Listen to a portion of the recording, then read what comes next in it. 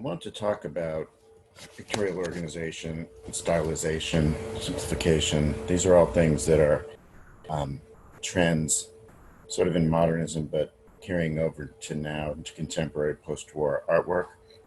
Um, this is a very well-known modernist artist.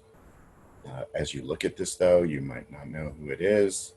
Just on the surface of this image, you're looking at, well, it seems to be, naturalistic to some degree. It's a tree in space. It seems to be close to a, complementary color scheme where you've got the blue and the bits of orange. But, really paying attention to how the interaction of the space with the form. That's kind of the thing that the artist is focusing on, as you will see as we progress. So something like this, where it still has a similarity to the tree, it resembles the tree, but now we're really playing up that idea of how those branches and how the space interact, and that the space is becoming almost more solid than the actual object. So it's making a very ambiguous space. So you hear me talk about that a lot of times when we're talking about how you're organizing space, particularly when we're doing something that's a little bit more stylized or abstract, right? That ambiguity of space becomes an important component of picture making in these last two assignments, for sure. Then you see something like this. It's a terrible image, slide quality wise, but you can take what you can. Where had you not seen the other two first, you might not see anything that, resembles a tree at all, but it's a similar sort of idea. The interaction of these edges with the space behind still has a movement or a rhythm similar to what was going on in the tree, but I would say pretty much non-representational at this point, fairly abstract. So you get to something like this, where the edges become a lot more geometric. The shapes that are created or implied become a lot more geometric. You've got the oval shape. The way that it relates to the shape of the canvas makes you conscious of the shape of the canvas in a way that maybe you weren't before. And then how you see the interaction here, where he's painting in these lighter areas within that sort of ochre color, that and creating something that is a very pictorial, very shallow, getting more and more flat than what it was before with that first painting. And as you're looking at this, you might be starting to suspect who this artist could be.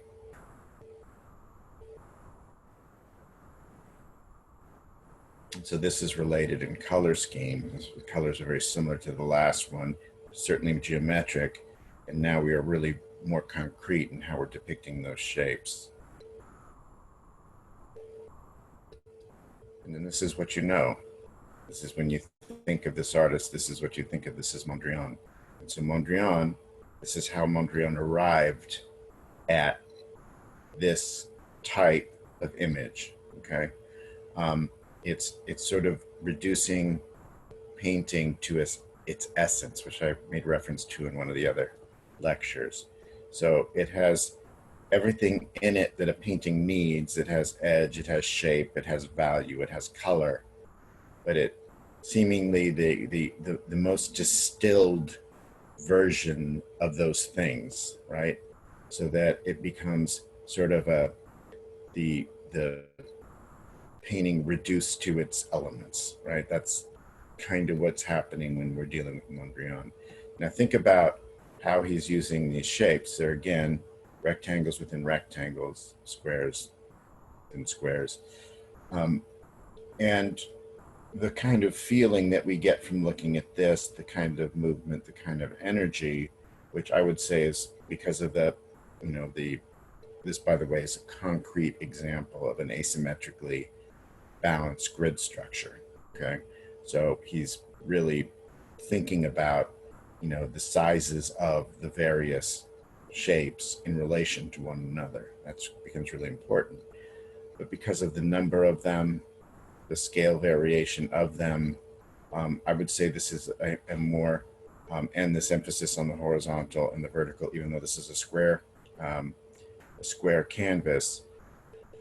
Square canvas presents its own problems. It's neither the dynamic of the upright vertical or the calm of the long horizontal, right? It's in between those two things.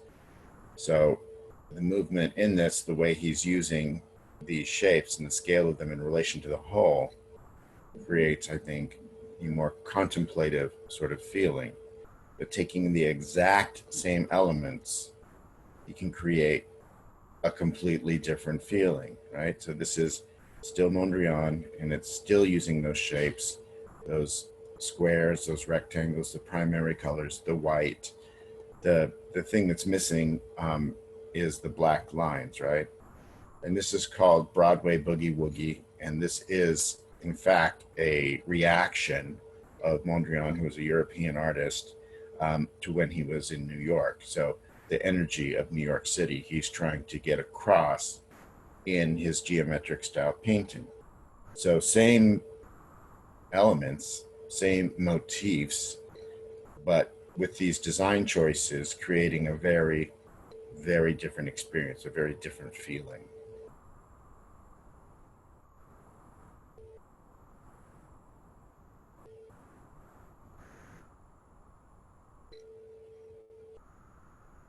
So here you'll start to see more a different type, a different example of simplifying the motif, the way that interacting with the scene and creating something that, this is still fairly abstract, right? But I think you can look at this and you can see that there seems to be sort of a mountain form and maybe a valley below and some kinds of figures or structures on top of this mountain. So you can kind of make out that there's, it has some reference to nature and to observed reality. Until you get to something like this where maybe not so much. You can't really tell what exactly is going on in here. What you can tell is that there's this really incredible fast movement in it. So the rhythm and the movement becomes very important in what he's doing. And something like this has a very similar movement to that, but now we're dealing with, instead of these more organic looking shapes, very geometric hard edge shapes. But the movement itself is something that is recreated. That energy is still recreated in here. Now, the other thing that you guys need to think about is this use of the shapes and the scale of the shapes and the variation of the shapes, right? The variation of the scale of the shapes and the relationship of the space as a whole, how important that is, right? So you really have got to figure out why you're placing something where you're placing it.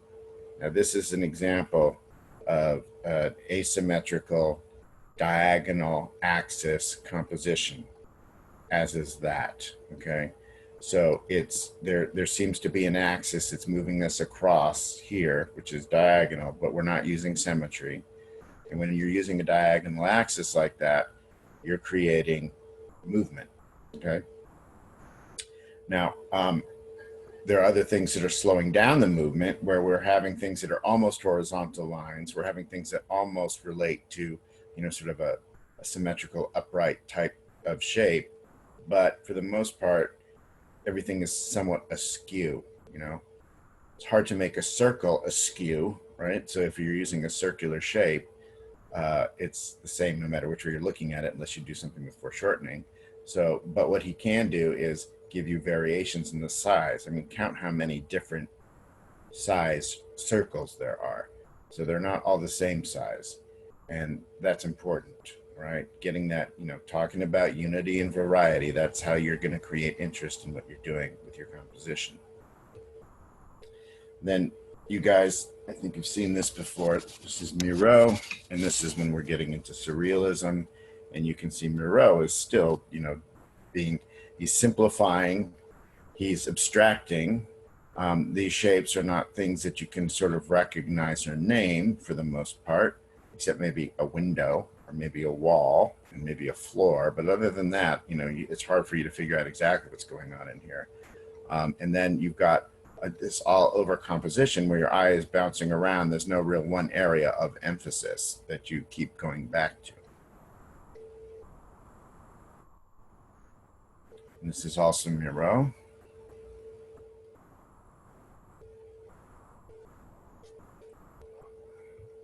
And this is, but with this, we're using non-objective shape, so you can't really determine what these shapes are. They may look somewhat organic, but you can't really name them, so they're non-objective. And he's painting these shapes on a piece of sandpaper, right? So that's how you're getting that nice sort of look texture. And then this artist we talked about before, I don't think I showed you this particular image, but as you look at this image, you can see that I just recalled something that I don't know that I named this artist for you. This is Kandinsky. Maybe I thought you should know who this is. I think I forgot. This is Kandinsky that you're looking at in all these. That's Paul Kandinsky. Okay, Miro. Back to this. So looking at the organization of this, you might remember that is that sort of cubistic organization of space where you've got a very fractured geometric sort of look to it. You've also got the sort of biomorphic shape of Miro. So it's a combination of those two things. It's taking two specific art movements, forcing them together and trying to make something new, which is a radical idea for an American. And this is Arshil Gorky. So Gorky starting to figure out what it is he's making, what it is he's doing, how he's coming to terms with the art of Europe from the past and the recent past, and how he's going to then make forward-looking art in America, okay, which really hadn't happened before.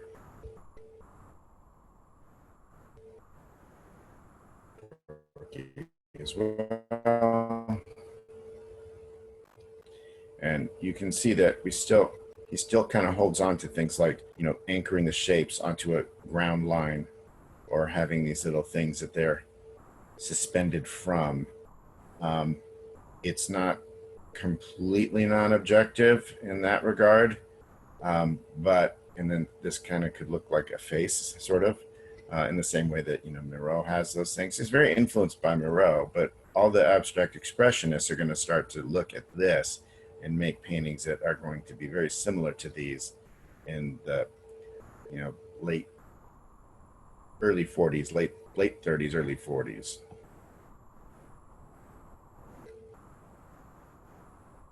Then this is his masterwork.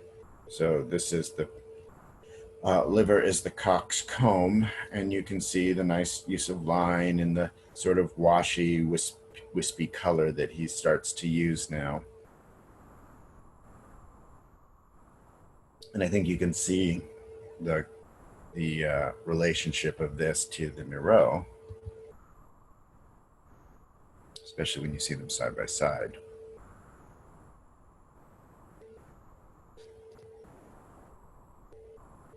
Remember, we talked about how, at this point in time, Gorky was speaking a lot to the surrealists, and the surrealists sort of adopted him as being, somebody who was, one of the only Americans who could kind of understand what they were doing.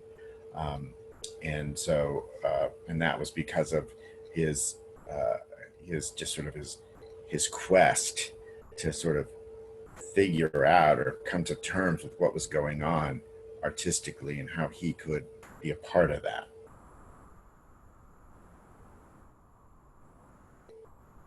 And then this is de Kooning, and I think you can see sort of the line stuff happening and these sort of biomorphic shapes that are happening has a lot to do with what after he saw Gorky's work, he started doing this kind of thing. So he wasn't really doing this before he met Gorky. He was, his paint quality was similar and he was doing things with the line and the scraping away, but he was doing it in representational painting of figures. And so after he meets Gorky, he starts to experiment with this kind of thing.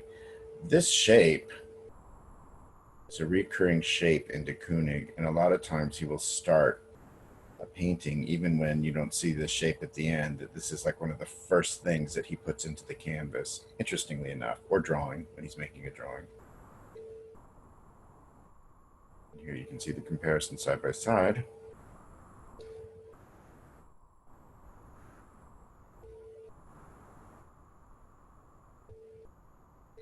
And this is de Kooning, more classic de Kooning, where he is using that cubistic space of Picasso, which has sort of been underplayed more in the earlier things, and really figuring out ways of dealing with that shallow space, and also what to do with paint. Now, think about how he's arranging things on this canvas, okay? So unity and variety is really important in here. And mark is hugely important in here. And texture, really important in here. So the variety of paint quality, really important. And you see in here, this looks like newsprint. And why that's there is because he would do everything he could to keep the paint surface wet. So he's using oil paint, which stays wet for a period of time, especially when it's going on this thick, but he wanted to keep the surface workable. So at the end of the painting day, he would take newspaper and lay it down on the surface to help prevent the paint from oxidizing, because that's how oil paint dries. It's not evaporation, it's oxidation. And so it was a way of keeping that from happening, or trying to prevent it from happening as rapidly as it would. And so when he'd pull the paper off, he would get a transfer, okay? This doesn't work anymore. With the type of ink they use in newspapers, you can't, it won't work. But in the 40s, the 50s, it did work, okay? So there are other ways you can make a transfer, but that way doesn't really work anymore. And there's a comparison with a Cubist painting, a Cubist still life by Picasso, I believe. And so that cubistic space with the space of, the cubistic space of de Kooning. Very different sort of, it's a similar organization of space and maybe even a similar movement, but certainly texture is very different, right? There's a fleshy quality to this, a richness to this, which this doesn't really have. There are some eye-opening experiences you have as you see art in person for the first time, and seeing Cubist paintings like this in person, there's not much difference to them from seeing a reproduction, but seeing something like this in person, huge difference, okay? So that texture and the tactile quality of it, even though you can't touch it, is really evident when you see it in person. And this is famous, image from de Kooning, so that after he had dealt with the abstraction, he started reintroducing figures. But you can see that cubistic space that was going on in Picasso, that was going on in the abstract paintings, is going on in here as well. So it's representational, but extremely abstracted representational. This is Woman 1, so it was a series of women paintings that he did in the 50s. He did a whole bunch of drawings. So there was a show that was just like all drawings from this series that was at MoCA a while back. But when he displayed this originally, you could see these with the drawings, the paintings with the drawings. And it was a pretty radical statement for the time because everybody was just getting used to the idea of abstraction and non-representation, and then de Kooning all of a sudden brings it back. And this is a later de Kooning, so about the 70s. He would, like I mentioned before, that he painted up until the 1980s, and that's when he died. And he just got more and more streamlined in what he was doing. So you can see that this isn't as busy as some of the other stuff, but it still has that tactile textural quality. It's just a different sort of texture. And then this, again, Franz Kline trying to get across that idea of movement. So a lot of Kline paintings have that calligraphic mark making, and they're going to have, a lot of use of diagonals. So to create movement in the same way that the Kandinsky created movement. We talked a lot about him and how he, paints these and then paints the space too, a lot like what I showed you with Mondrian, how Mondrian was dealing with the trees and the interaction of what we would regard as the figure with the space, even though these are completely non-objective. And then this is early Jackson Pollock. I think I talked about, how Jackson Pollock got, recognized, and seems to be cropped oddly. This is the she-wolf, I believe. And the you can see kind of that idea that was going on in Gorky, the way painting on top into the space, that certainly ambiguous space where you've got the space of the figure. The space of the figure itself seems almost more atmospheric than the negative space, right? So that's very interesting, and that provides sort of a richness and a variety that it might not have otherwise. He still is using representational imagery, mythical type figures, right? And and things that could kind of read as little symbols in here too. You might be able to see sort of in some of his paintings, he has things that look like they could be sort of Native American imagery, and certainly referring back to like Picasso's use of bulls, because Pollock was very influenced by Picasso, so it's trying to come up with ideas that would relate to that. But this is why we know Jackson Pollock, because of the use of the drip and the drip painting, and here using uncoupling line to create movement, right? That uncoupling line from edge, right? So that it just describes this movement and this rhythm. And this painting is a rare vertical. Usually they're horizontal. This is full fathom 5. There are some things in here like cigarette butts and keys, I think, or coins too, embedded in the paint. And there's Pollock, very famous image of him painting. As he does the drip paintings, you can see that he's sort of walking around the canvas on the floor, flinging paint around.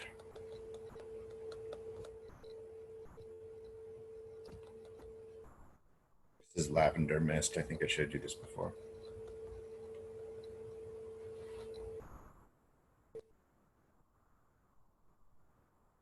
They do have a very beautiful atmospheric quality to them. There's a whole, I think, hierarchy of Pollock's drip paintings. He even did some drip paintings that were representational, which I'm not a big fan of. But the something like this, this is when Pollock's at his best. Really beautiful painting.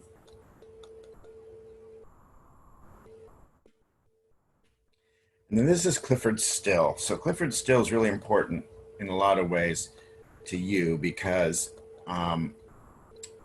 in the last project, you're going to see a little video of Mark Bradford talking about Clyfford Still as being his sort of favorite abstract expressionist. And Clyfford Still, I didn't even show you images of his before, but one of the important things about Clyfford Still that I need to point out to students is, the way he's using shape is different than when I say when I tell students, okay, so take the canvas, the paper, and divide it up into shapes, what they usually do is, they make geometric shapes, some variation of a geometric shape. And you can see it doesn't have to be a geometric shape. It could be an organic shape, a shape that you can't recognize, and a more interesting shape. And you can see how the jaggedness of this shape is complemented by this thick application of the paint with a palette knife, right? So his compositions are always very interesting. Now, he was kind of an outsider to the abstract expressionist group. He's from the West, from the, California, I believe, and Washington, areas like that. And he, spent some time there, but did come to New York, spend some time there. And, as you may recall from the last time I talked about this type of work, abstract expressionism, that, Clement Greenberg is the main theorist for abstract expressionism, was talked about how Pollock was the greatest painter, the greatest living painter. And then after a while, maybe about 10 years, then Clement Greenberg said, now Clifford Still is the greatest living American painter. So he became a champion of the work of Clifford Still. The interesting thing about Clifford Still, he did a lot of interesting things. He was sort of a cantankerous fellow. And so he had all his paintings that he kept that he didn't sell in storage. And he was very reluctant to part with work. So he had a lot of work, hundreds of paintings that he had made that he held on to. And when it came time for him to sort of write his will, he said that he didn't want those paintings to be sold to various collectors. He wanted those paintings to remain together, and he wanted somebody to build a museum to display those paintings together. And he was not going to release those paintings, or his estate would not, until that happened. Okay. And then he died, and those paintings stayed locked up because of that stipulation for the longest time. And it wasn't until just fairly recently, I would say that it was either the late 90s or early 2000s, somebody finally put up the money to build the Clifford Still Museum in Denver, I think. It's in Colorado somewhere. I haven't been. And they now display all those paintings. So that was quite a gamble he took to make sure that happened. You can see, if ever we get to go back, Lockma has a really nice Clifford Still in its collection. One that looks a lot like this, if it isn't this. I don't think it is this, because I think the proportion's a little bit different. But it's similar in that you've got this, white canvas sort of ground, and then you've got the edge of the painting, the edge of these shapes on there up against that white ground.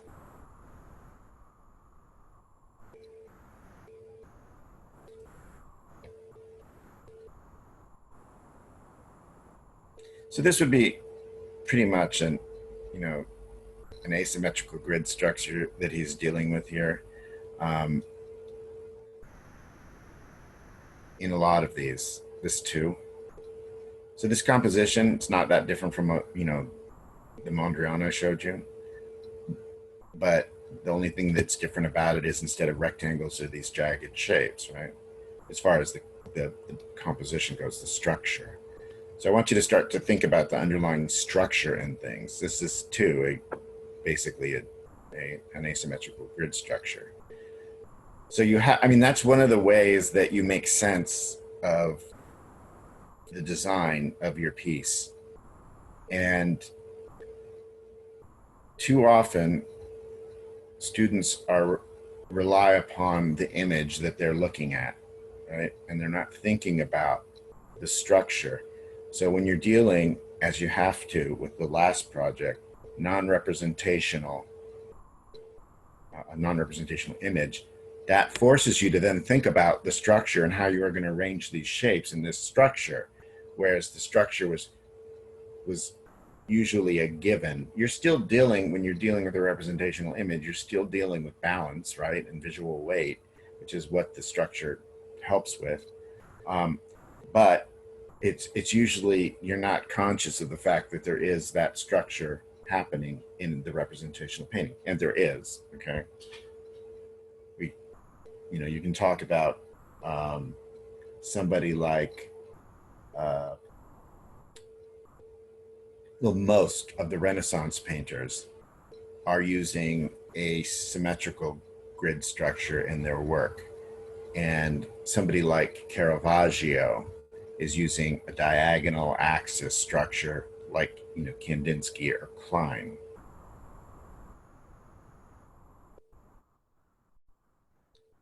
And we showed you this stuff before. So this is Ad Reinhardt, one of Ad Reinhardt's black paintings.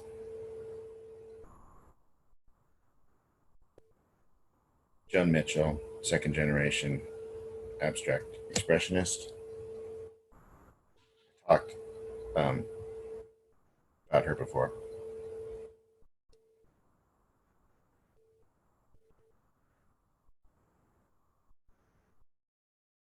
Beautiful.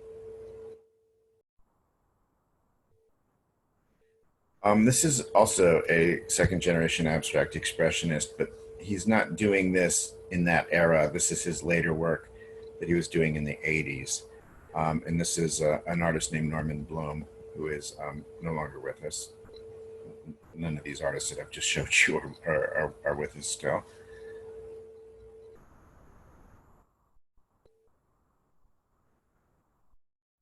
He uses a lot of times in his painting almost a bilateral symmetry, where we've got it divided down the center, and it's almost like a mirror's reflection, right?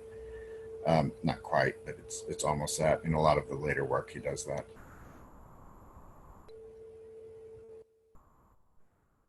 And this piece is not really significant for what we're going to be talking about, but it is kind of an interesting piece.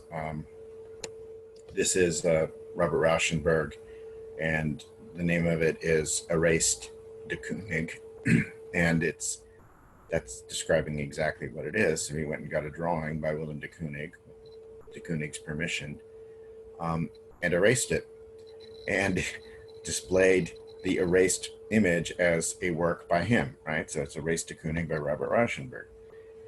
And I think that the significance of the piece is that it's a great example of the Oedipal nature of art history, where the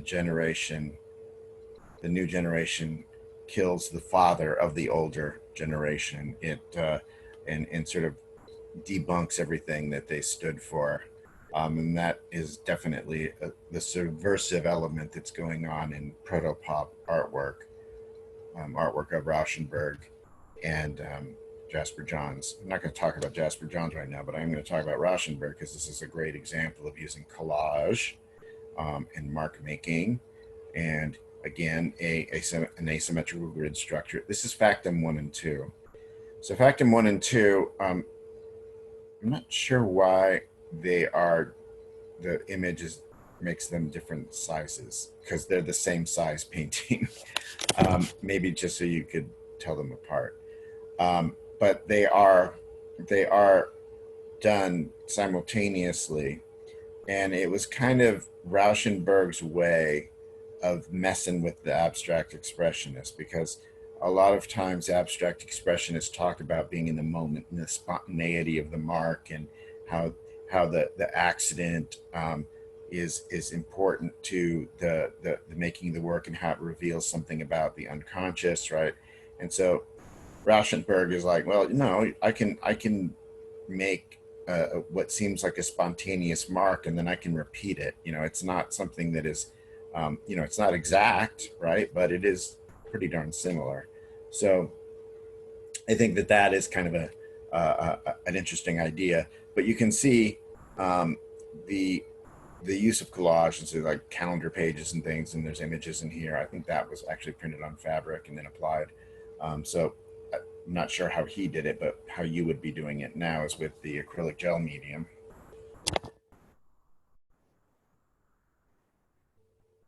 is Rebus. So again, collage element, mark making,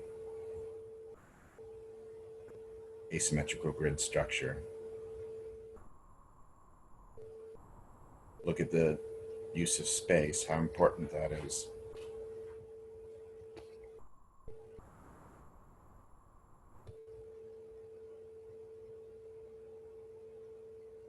Also Rauschenberg.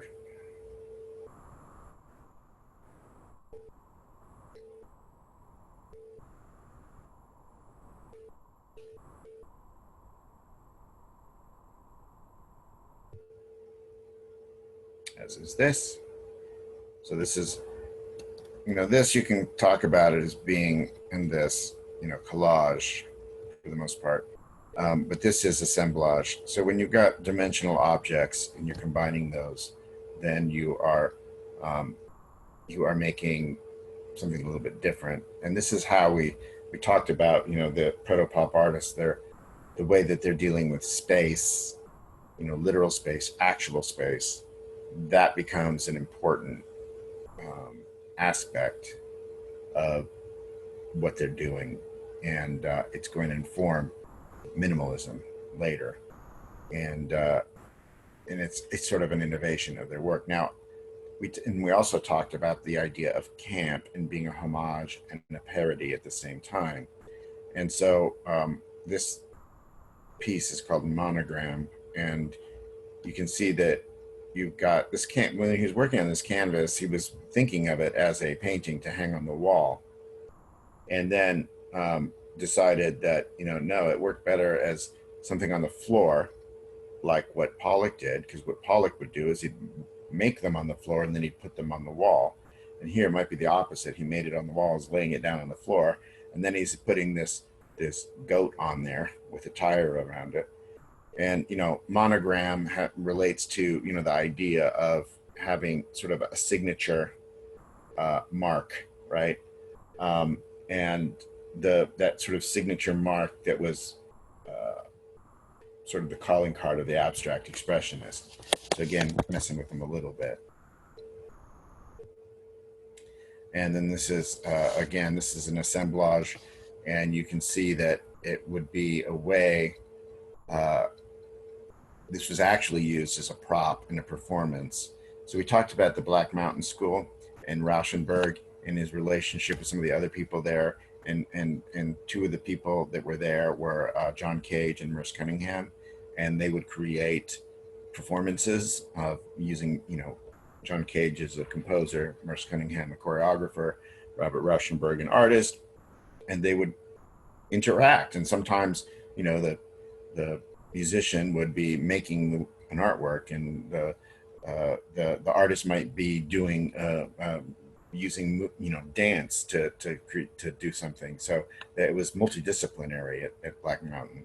And this piece was made by Rauschenberg, but it was to be interacted with a dancer or dancers. When he had his retrospective, maybe 10 years ago now, maybe longer, they had this piece displayed on a pedestal, and you could see the footprints on the pedestal because during the opening they had the actual dancers, interacting with the piece in the way that they would have when it was originally shown.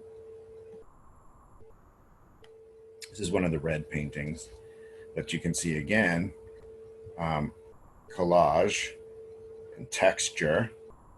And for the most part, it's non-representational, right? Even though you've got things that you can kind of recognize in here.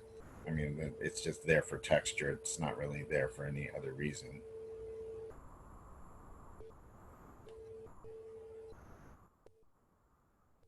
This is the last piece by Rauschenberg.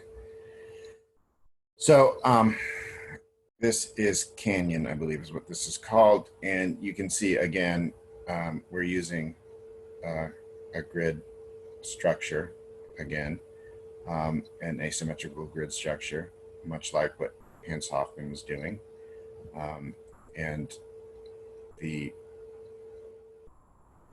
But also you can kind of see that, whereas the abstract expressionists were somewhat serious about what they were doing, if you're going to be putting a bird,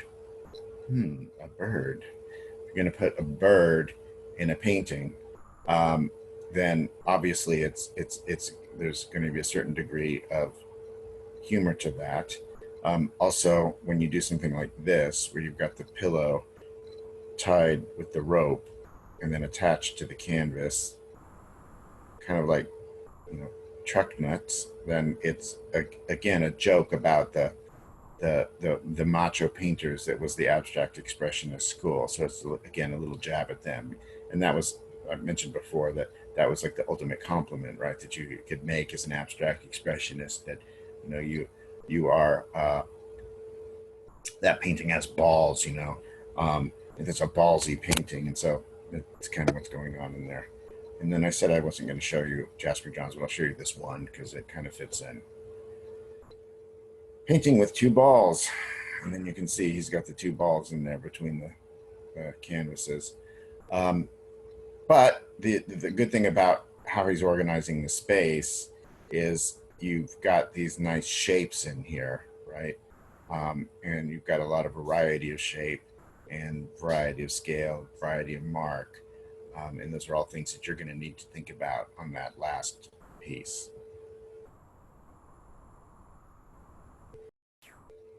So I'm showing you Cy Twombly more for the fact that I'm going to pick up at the end and show you an example of how he relates to something somebody else is doing. But you can definitely see the mark making and the texture that's going on in here. So this is, and it's non-representational. So this is something that on that last piece you can definitely be thinking about.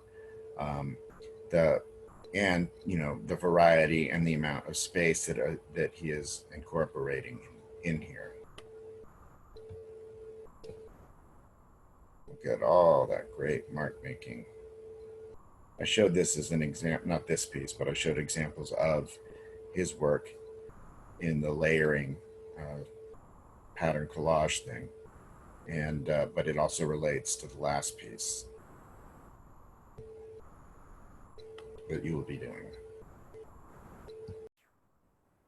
Okay, big jump in time. So we're in the 80s now, mid 80s, and this is Julian Schnabel, and I showed you an example of him before. And the reason I'm showing you now, a couple of reasons. So you've got collage, certainly, assemblage, these are objects that he's embedding into the surface, and then this overlaying image that he's putting on top. So really nice, a lot of nice surface variation going on in here.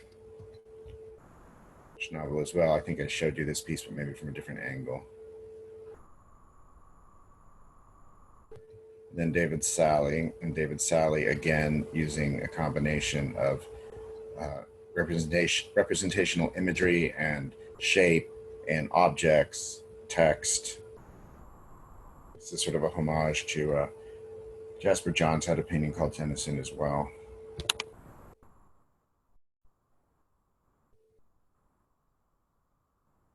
Also David Sally.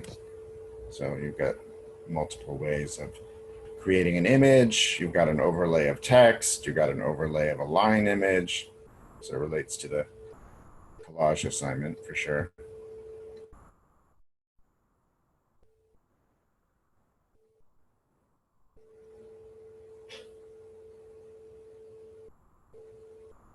Still David Sally.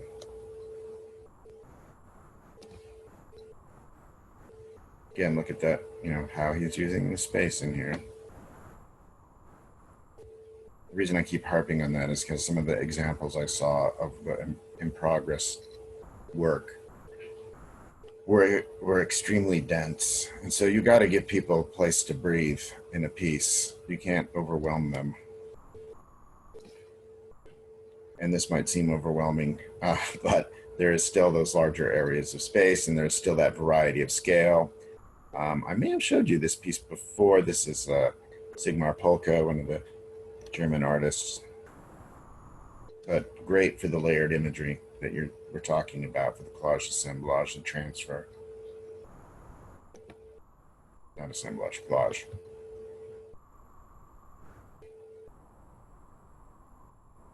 Also Polke, and that too. So this is, you know, Could have been done with a stencil. Silk screen even.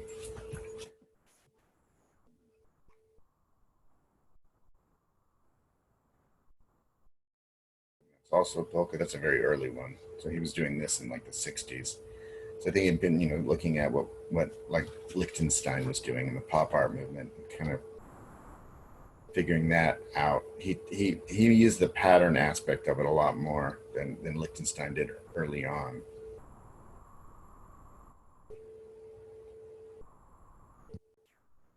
Then another big jump up into the late 80s, early 90s. So this is probably late 80s. In LA, though, not in New York. And this is Larry Pittman. And I think I showed you an example of earlier Pittman. And I said that I prefer the later, or the earlier Pittman. I think I showed you later Pittman. And so this is a painting that I believe this is the one that Mocha has in their collection. But you can see how he's laying these shapes out along the surface of the canvas. Very flat pictorial space. There's not a real illusion of depth in this, even though you've got things overlapping. But thinking about pattern for sure, a lot of pattern, a lot of overlay. So all this stuff is great for that, for that assignment. It's not a drawing, it's a painting. This too is Larry Pittman.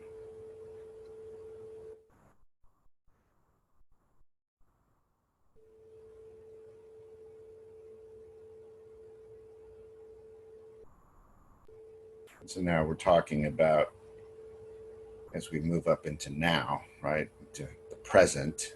So this is an LA artist, Ingrid Kalum. We showed you images of her. This is definitely a collage of shape, right? So the way that, I think what I showed you before was the drawings where she's overlapping the transparent papers that she uses to trace these shapes. And then this is an example of what she does with those when she makes a painting. So she transfers those shapes and then paints them solid. So they're very flat, but they kind of look like a Jackson Pollock, right? They look like this abstract painting, but they're very, they're painted like a sign would be painted, right? It's not, it's sort of the opposite sort of feeling in the making of it than you get with a Pollock. In the end result, it feels something similar, but only from a distance. I'm sure as you get in close to it, you'd realize what's going on. This is a more maybe Baroque type Ingrid Kalum. CalArts educated. And another CalArts artist, but also a Santa Monica College artist. So this is Mark Bradford, and you can see how he's using this collage overlap of all these little colored shapes and text and things like that. So Mark Bradford is in his prime right now, getting a lot of recognition, deservedly so. And you can see his work in a lot of different situations. And he is the person that's in the video for the last assignment where he's talking about, Clifford Still. So you can kind of make the connection between those two if you so desire.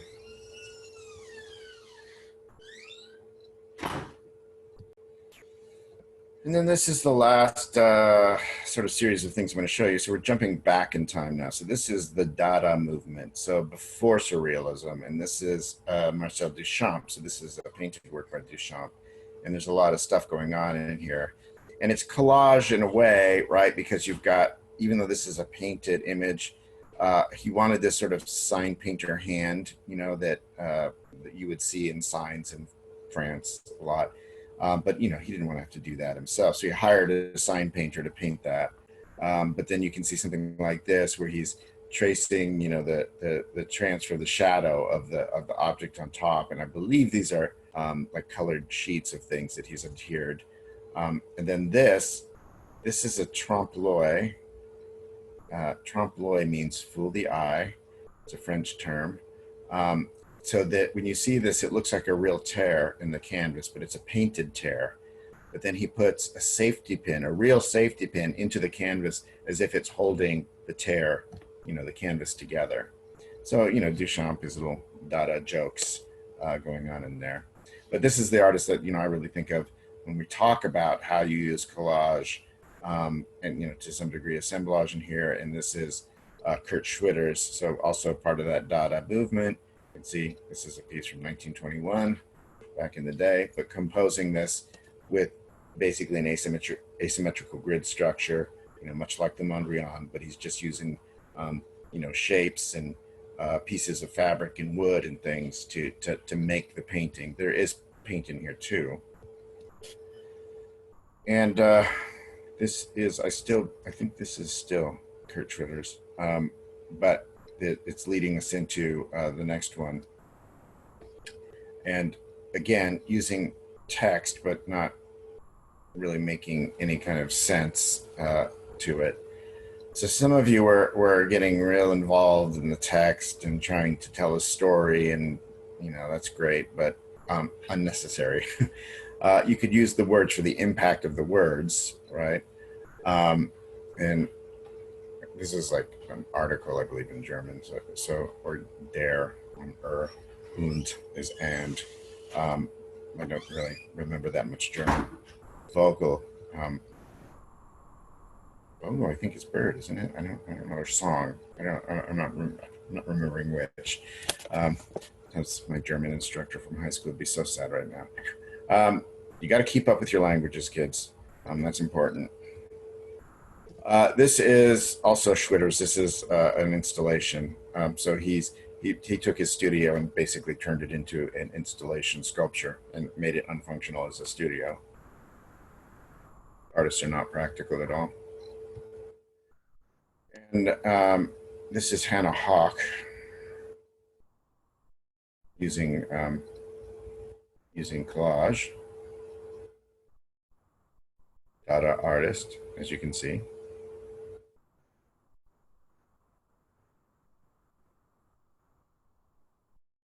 Hannah Hawk as well. The variety of shape and size of things, sizes of the pieces of paper, the sizes of the images. So that's something that you want to get for variation. And then this is an artist is going to be more about the assemblage. So you don't really need to worry about him too much.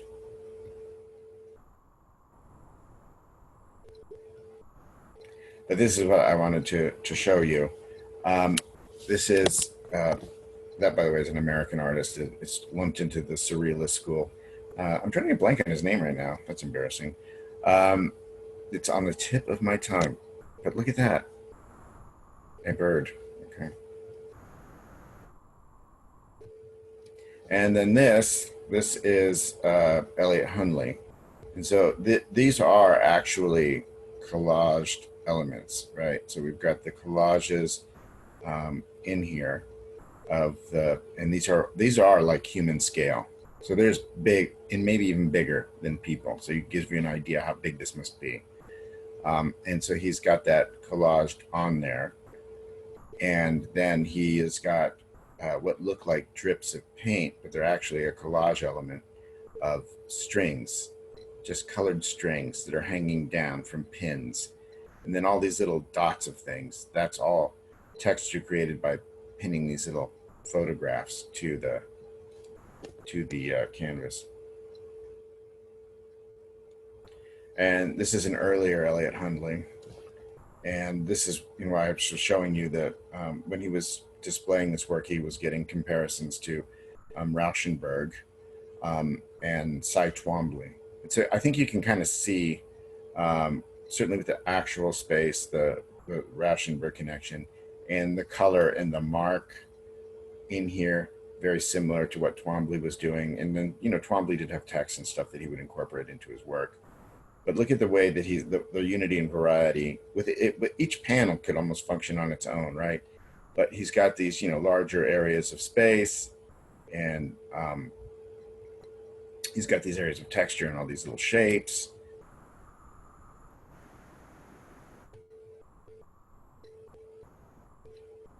So here you can see the Twombly and Elliott Hundley side by side. And this is a Twombly sculpture. And this is a good example of, like, you don't need to take the surface for granted, right? So the surface that you're working on doesn't need to be a piece of paper, a canvas, or anything like that you just go buy in the store. You can make it. You can go find it, right? Now, one of the things, if you didn't have this grid structure on it, this would be a shaped thing that you would have to then mount on the wall probably. And that's fine. You can do something like that. But because he's got these, you know, like 1x2s here that he's attaching it to and then leaning against the wall, it kind of brings it back to that sort of, you know, asymmetrical grid type of structure. I don't think it would be the same if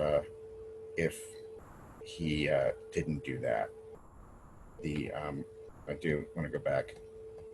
Cornell. Sorry.